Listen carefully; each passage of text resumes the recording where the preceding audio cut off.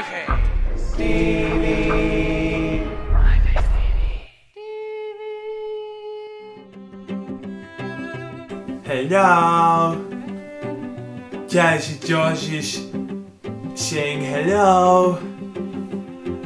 I know I didn't speak to you for quite a long time, but you know, I was really busy. And now I have really sad news for you. This is the last time you see Josh. Because in a few minutes I will become a completely different person. You know, I was really wondering how easy I can learn Slovak language. Hovno, interprzeudzania logiczki, kokot, zera, syphilis, do widzenia. First, I thought it's because I'm a genius. I definitely am, but it wasn't that point. I have Slovak blood. Didn't you think it's weird that I can understand every simply Slovak word what was spoken to me? Ku mne alebo k tebe? Interprzeudzania logiczki. So, and now I'm joined to become Slovak nationality.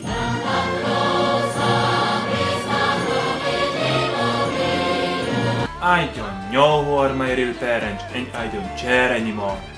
After the time I spent here, I found my real family.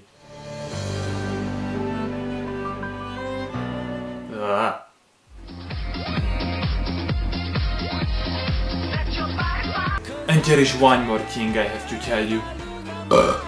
I was teaching. I have learned more than just one Slovak word per week. And now I can speak Slovak quite fluently. Ani akcent už mi nerobí problém. Rozhodol som sa, že si zmením meno. Teraz, keď už budem Slovák, budem potrebovať nejaké typické slovenské meno. Miroslav Ardon, to znie fér. A pôjdem študovať.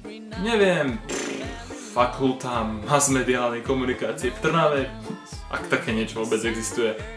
Áno, možno si hovoríte, čo to trepe, je rok 2012 a on práve to študoval. Je tu ešte jedna malá drobnosť, ktorú vám musím povedať. V čase tohto nahrávania je rok 2007. A to, na čo sa pozeráte, je hologram. Pravdepodobne som čerstvým absolventom so super plateným jobom a teraz si niekde na pláži vychutnávam kubánsky doutník. Stáva dokopy dreva a robí strechy. Akokoľvek, držte mi palce, lebo ja vám držím a ďakujem vám, že ste sa tak dlho nehali mnou klamať. Etapa s názvom MyFace TV končí a začína nová na FMK, ktorá bude bez pochyby určite skvelá a po nej príde ďalšia, ktorá bude určite tiež skvelá. A po nej ďalšia a po nej ďalšia.